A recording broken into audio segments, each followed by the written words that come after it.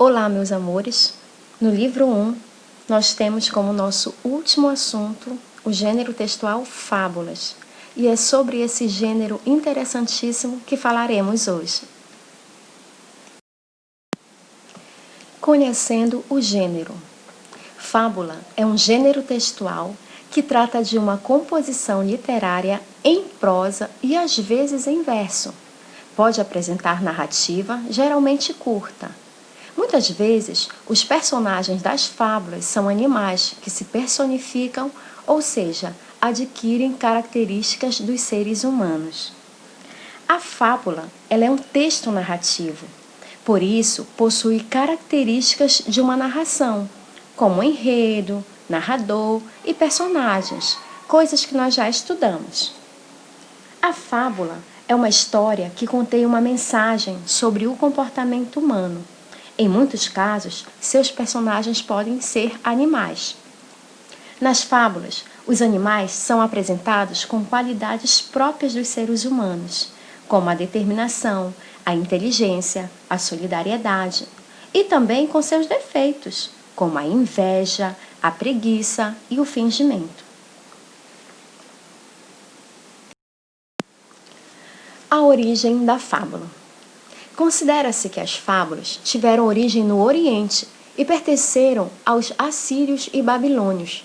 Mas foi Esopo, escravo da Grécia Antiga, que viveu no século VI a.C., que a desenvolveu. O francês La Fontaine foi um grande divulgador das fábulas de Esopo. Fontaine reescrevia as fábulas para fins educativos e caracterizava as personagens de acordo com as suas aparências. Então, a origem da fábula é muito incerta, né? Alguns estudiosos arriscam algumas hipóteses. Eles acreditam, então, que lá por volta do século VI a.C., o escravo grego Esopo teria elaborado e contado algumas fábulas.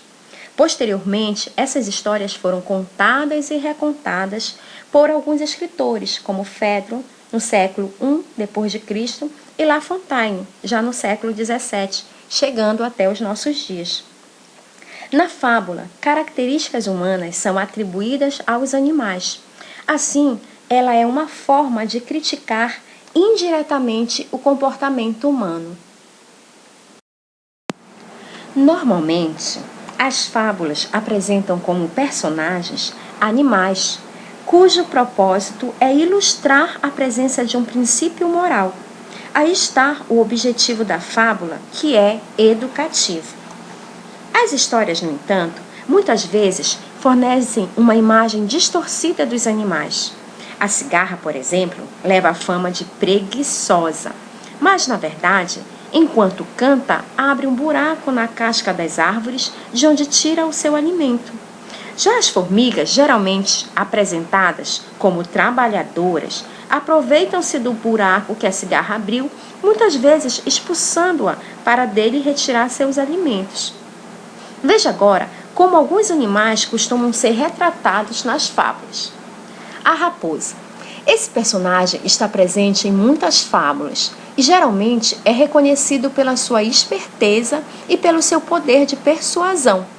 Gosta de enganar os outros e de se aproveitar das dificuldades alheias. O leão. Nas fábulas, ele é respeitado por todos os outros animais e reconhecido por sua força, beleza e capacidade de liderança. Já a tartaruga, nas fábulas, é caracterizada por sua lentidão. Mas não devemos esquecer de que esse animal, por viver muitos anos, também é símbolo da experiência e da sabedoria. O pavão. Devido à cauda exuberante, o pavão é caracterizado como um personagem exibicionista, preocupado apenas com a sua vaidade. Meus amores, a fábula não é só feita com animais. Podemos ter também como personagens plantas, seres humanos, seres imaginários, etc. Vejamos agora algumas características desse gênero narrativo. A fábula, ela pode ser escrita em prosa ou em verso.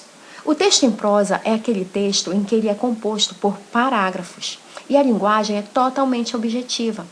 O texto em verso é o texto que é composto em versos e ou estrofes e é o que nós conhecemos por poema. A apresentação dos aspectos, virtudes, qualidades e defeitos do caráter do homem, através do comportamento dos animais. Temática bastante variada, como, por exemplo, a vitória da inteligência sobre a força, a derrota dos orgulhosos. Por ser um gênero transmitido oralmente, existem várias versões de uma mesma história. Personagens tipo. As personagens das fábulas são denominadas personagens tipo, pois representam o comportamento de um conjunto de pessoas e não de uma forma individualizada. Apresentação de uma lição de moral no final da história. Os animais nas fábulas são personificados. Eles conversam tanto entre si quanto com os outros seres humanos. Isso acontece de forma natural, como se fosse normal ver os animais dialogando por aí. Textos curtos é porque as fábulas precisam prender a atenção dos leitores, por isso apresentam narrativas curtas. As características dos personagens devem se espelhar em um padrão, de forma coletiva. Por exemplo, vai evidenciar os preguiçosos, os persistentes, os trabalhadores e por aí vai. A moral. Ao final da história, a fábula precisa ter uma moral, ou seja, um ensinamento. Ela serve para ajudar a compreender o que a narrativa está nos ensinando. A moral da fábula. A moral sempre ensina algo a quem lê ou escuta uma fábula. A moral é o que se depreende do texto, ou seja, seu ensinamento. Geralmente, a moral aparece no final do texto ou até mesmo pode ficar subentendida em sua interpretação. A fábula apresenta um fundo moral e é geralmente utilizada com fins educativos. A moral das fábulas transformou-se em provérbios, que são frases prontas, vindas do conhecimento popular, transmitidas de boca em boca e que encerram um certo ensinamento sobre algum aspecto da vida. Vamos agora escutar ou ler a fábula, que eu acho muito interessante, eu gosto muito dela. A fábula do leão e do ratinho.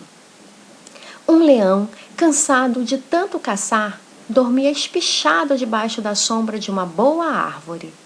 Vieram os ratinhos passear em cima dele e ele acordou. Todos conseguiram fugir, menos um que o leão prendeu debaixo da pata. Tanto o ratinho pediu, tanto o ratinho implorou que o leão desistiu de esmagá-lo e deixou que fosse embora. Algum tempo depois, o leão ficou preso na rede de uns caçadores. Não conseguindo se soltar, fazia a floresta inteira tremer com seus urros de raiva. Nisso, apareceu o ratinho e, com seus dentes afiados, roeu as cordas e soltou o leão. Moral: uma boa ação ganha outra. O que nós podemos aprender? De que maneira essa moral está nos ensinando, está nos educando? Nós aprendemos que sempre que fazemos uma boa ação, o universo vai conspirar ao nosso favor. Ou seja, nós vamos ter essa boa ação, uma outra boa ação de volta. Então, nós faremos um mundo melhor e nós seremos com certeza mais felizes. Meus queridos, vamos ver agora o que é uma paráfrase. Paráfrase é um recurso de interpretação textual que consiste na reformulação de um texto, trocando as palavras e expressões originais, mas mantendo a ideia central da informação.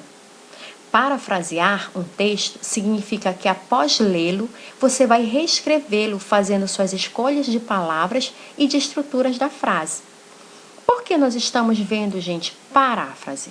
Porque na atividade que vocês farão em casa após assistir esse vídeo, há uma atividade que fala sobre paráfrase. Você precisará fazer a paráfrase de um texto.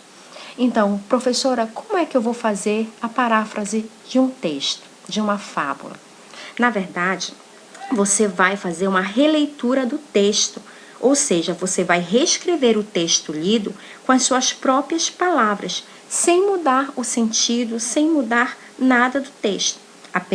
Apenas você escreverá com as suas palavras e usará também as suas próprias estruturas de frase. Tudo bem? Então, parafrasear significa simplesmente pegar o texto original e usar suas próprias escolhas de palavras e estruturas para reescrevê-lo e, ao mesmo tempo, transmitir a mesma mensagem. Agora, quero saber de você. Qual a sua fábula favorita? Bem, para atividades, teremos o livro didático 1, páginas 51 a 56. Obrigada pela atenção.